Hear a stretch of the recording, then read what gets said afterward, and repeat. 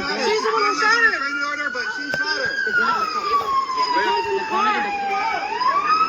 Oh my.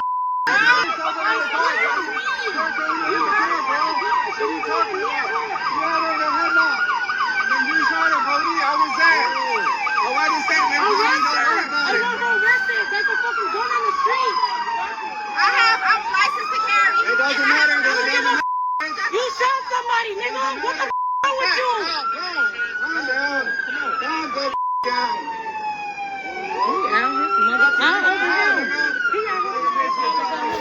down.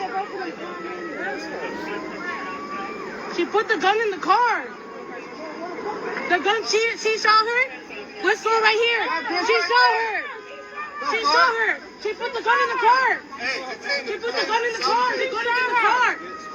Arrest her. On September 8, 2024, Chicago police were called to the 1700 block of South Michigan Avenue in the city's South Loop neighborhood after reports of a shooting. A woman had been shot in the face on a public street. It was approximately 8:14 in the morning on a Sunday. At first, responding officers documented the scene as an altercation between individuals with a prior relationship. Standard procedure for a domestic-adjacent incident. Within the hour, investigators confirmed that the victim, a 31-year-old nursing student and mother, had been shot steps from the front entrance of her son's school. Her son had walked through those doors minutes earlier. She had watched him go in. She had turned to leave. At that point, it was clear this was no longer a routine case. You're watching morbid true crimes, psychological true crime documentaries. Like, subscribe and share for in-depth stories that uncover the mind behind the crime. The judge says this is the first time he's had to change the courtrooms for more space because it was standing room only. Family and friends all wearing pink shirts to represent 31-year-old Romeca Meeks Blackman. Justice for Meeks! Justice for Meeks! It's a day Tina McMiller has been looking forward to for a long time. This has been such a hard 3 months. It's been painful. It's been we've been torn apart. The case centers on Romeca Meeks Blackman, 31, who lived in the Chicago metropolitan area. Those who knew her described a woman focused on her studies, her son, and building a stable future. She was enrolled in a nursing program. Her son was 6 years old and approaching his 7th birthday at the time of the incident. The man connected to the circumstances of her death was Carlos Smith Sr., the father of her child. At the time, Smith was in a relationship with Quadaja Johnson, 31, of Des Plaines, Illinois. The relationship between Meeks Blackman and this circle had been documented as tense. Co-parenting arrangements were in place. There were no publicly confirmed prior violent incidents between the parties, though sources close to Meeks Blackman indicated the dynamic had been strained for some time. Nothing about the morning of September 8th initially suggested what was about to happen. It was a school drop-off, a routine Sunday. A parent walking her child to class. According to records and accounts from those familiar with the situation, Romeca Meeks Blackman was actively pursuing a nursing certification at the time of her death. She was raising her son largely as a primary caregiver while managing her studies. Carlos Smith Sr. and Quadaja Johnson had been in a relationship for a period prior to the incident. Johnson held a valid Illinois concealed carry license and legally owned a firearm. Illinois requires applicants for a concealed carry license to complete 16 hours of firearm training and pass a background check. Johnson had no prior criminal record. She was, by legal standard, a licensed carrier. In the days and weeks leading up to September 8th, no formal complaints or police reports involving these parties have been publicly confirmed. The co-parenting arrangement between Meeks Blackman and Smith continued on schedule. Drop-offs and pickups at the child's school were a regular part of that arrangement. On the morning in question, Meeks Blackman brought her son to school as she had done on previous occasions. What was different that morning was that Carlos Smith Sr. and Quadaja Johnson were also in the area. Whether their presence near the school that morning was planned or coincidental has not been publicly confirmed by investigators. What followed was captured in part by witnesses on the scene. On September 8, 2024, at approximately 8:14 a.m., Romeca Meeks Blackman walked her son to the entrance of his South Loop school. He entered the building. She remained outside briefly before beginning to leave. At some point during that departure, she encountered Carlos Smith Sr. and Quadaja Johnson in the vicinity of the school. A verbal confrontation began between Meeks Blackman and Johnson. Witnesses in the area observed the exchange escalate. According to prosecutors, Carlos Smith Sr. intervened physically, placing Meeks Blackman in a chokehold. She struggled. She broke free. What happened in the next several seconds was documented by witnesses and later used as the basis for formal charges. Quadaja Johnson moved to a nearby vehicle. She retrieved a firearm. She returned to where Meeks Blackman was standing. She discharged the weapon. Romeca Meeks Blackman was struck in the face. She collapsed on the street outside her son's school. Emergency services were called. Meeks Blackman was transported to a nearby hospital. She did not survive. Officers arrived at the scene and secured the area. Witnesses were identified and statements were collected. Johnson and Smith were located in the immediate aftermath of the shooting. Investigators determined that Meeks Blackman sustained a fatal gunshot wound to the face. The medical examiner's findings confirmed the cause of death as a gunshot wound. The manner of death was ruled homicide. The firearm used in the shooting was recovered. It was consistent with Johnson's licensed carry weapon. According to prosecutors, a specific piece of behavior observed immediately following the shooting was noted in the case documentation. After the shots were fired, Johnson and Smith were observed exchanging a fist bump. This detail was later referenced directly by the presiding judge during Johnson's detention hearing. The judge noted that the act of celebrating in the street following the use of lethal force was not consistent with a claim of self-defense. Johnson and Smith left the scene prior to the arrival of additional law enforcement. Both were located and brought in for questioning within the same day. Following the shooting, Quadaja Johnson was taken into police custody on the same day. She was questioned by investigators. At the conclusion of that initial processing, prosecutors determined there was insufficient evidence at that time to formally file charges. Johnson was released. The decision not to charge Johnson immediately drew significant public response. Meeks Blackman's family, including her mother, spoke publicly in the days that followed, demanding accountability and questioning how the shooter could be released given the circumstances. Johnson's initial claim, which her legal team later formalized, was self-defense. The concealed carry license was central to that argument. The defense position was that Johnson felt threatened and acted within the parameters of Illinois self-defense law. Meeks Blackman's son turned 7 years old while the investigation was ongoing. His mother was not present for that birthday. In the 3 months following the shooting, the Chicago Police Department and the Cook County State's Attorney's Office continued building the evidentiary record. Investigators reviewed witness statements, physical evidence from the scene, and the sequence of events as documented. The fist bump, observed by multiple witnesses and noted in official records, remained a focal point of the prosecutorial theory. The self-defense argument presented by Johnson's team required the prosecution to establish that the conditions for lawful self-defense were not met, specifically that the threat was not immediate and proportional, and that Johnson was not acting in fear, but in coordination.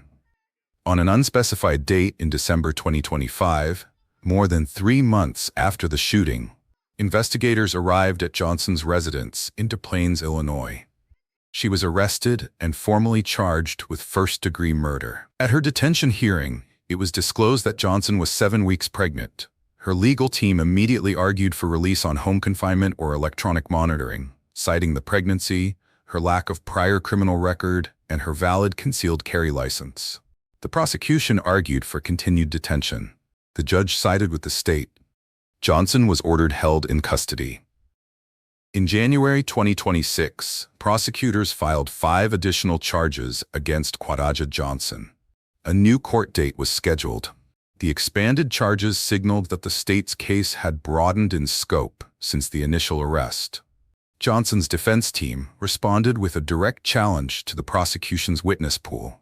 Attorneys identified at least one key witness and argued that this individual had been wearing noise-canceling headphones at the time of the shooting, and therefore could not reliably testify to what was said or heard during the confrontation. The credibility of that witness, if successfully challenged, represented a potential gap in the prosecution's evidentiary chain.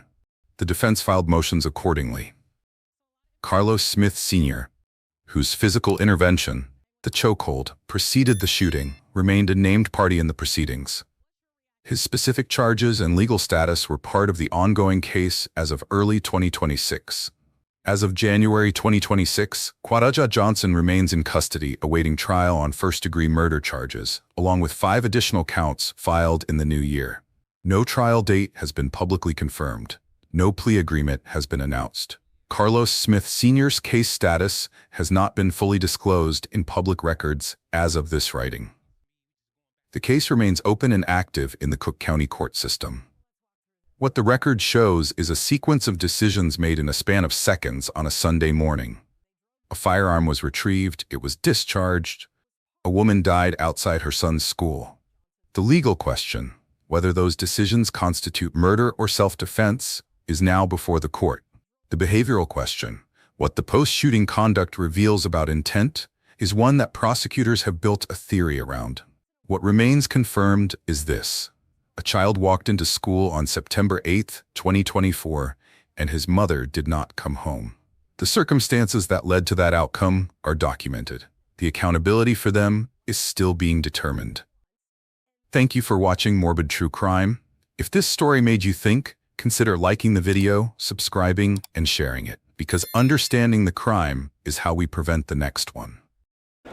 I just want to say thank you to the state's attorney, to Detective Tiros. You did a great job.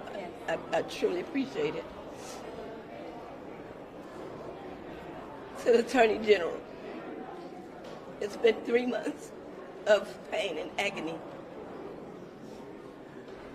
I just want to say thank you, Lord. Thank you. Justice, please. I just want justice. I don't want to fight with nobody. I don't want to argue with nobody. I just want justice for my daughter. And I want peace in my family. This has been such a hard 3 months. It's been painful. It's been we've been torn apart. One of the leaders of our family, she was the baby, but she was the leader. The holidays are not holidays. I'm just grateful to God. And I am happy on today's verdict. I thank you, I thank you, I thank you. And all I want is to be done, is justice to be done. I want justice so I can have a peace and mind. It won't bring her back, but it will be a little peace now. It feels like a big bundle just been lifted off my head and my heart. And I truly appreciate everyone that stood by me, rallied with me, supported me and my family, because it meant a lot. And I thank the world, because the world helped me and God. I thank y'all so much. I thank news people. I think the Facebook, social media. You guys was there for us. You guys stood there with us. You didn't let us down, and you still are there. And I thank y'all so, so much. I couldn't have did it without y'all. I couldn't have made it this far without y'all. You and you. I love you girls. Thank you. You hear me? And I thank y'all so much. So we're happy with the verdict. And we're happy with the verdict. Justice for me. Justice for me. Justice for me. Justice for me. Justice for me. Justice for me. Wait. father, but just wondering, how is your grandson doing? I know, this obviously. Carlos is doing great. He has always been doing great. He has a strong mother. He has a strong grandmother. He has strong aunties. He has strong uncles. He has a village. Carlos may be hurt for the rest of his life, but we make sure he see rainbows in his clouds. Okay? Nothing will ever change about that. There is nothing he needs that we cannot provide. He is perfectly well. He is happy. He is thriving. And even when he feels his lowest, we pull him out of it together like we do with each other. He is a superstar like his mom, and he's going to show her better than he can tell her. Yes. Can you say her name? My name is Say your name. Your name? Frederica. My name is Dreka. D-R-E-K-A. And I'm the sister they don't like to put in front of the camera, so I'm going to leave now.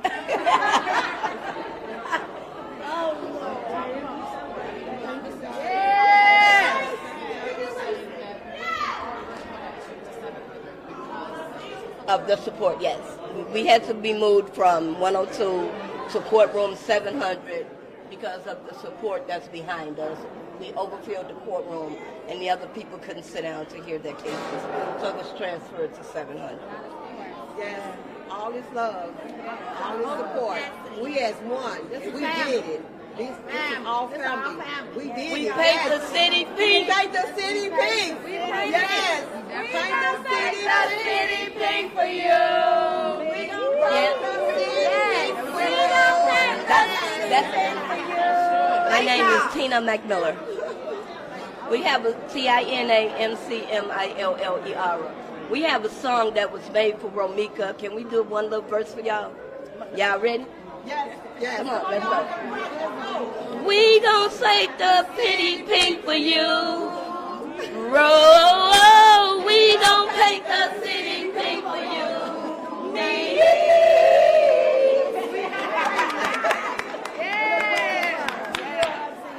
We got it! Yo, we did it! Love y'all. Birthday to you! It's the best birthday gift ever! Happy birthday, small sister. Happy birthday!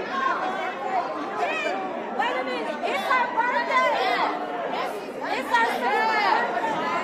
It's her birthday, her big sister. It's her birthday today. And this is the best news that she needed, because she's been down, and it uplifts her today. So we're going to celebrate in honor for the good news in her birthday.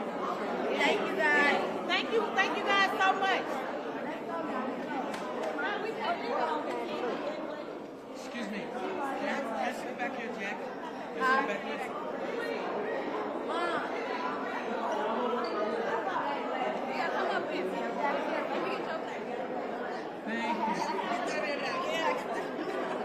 Every time we come to court, we wearing this. Justice for me. Thank you very much. Thank y'all.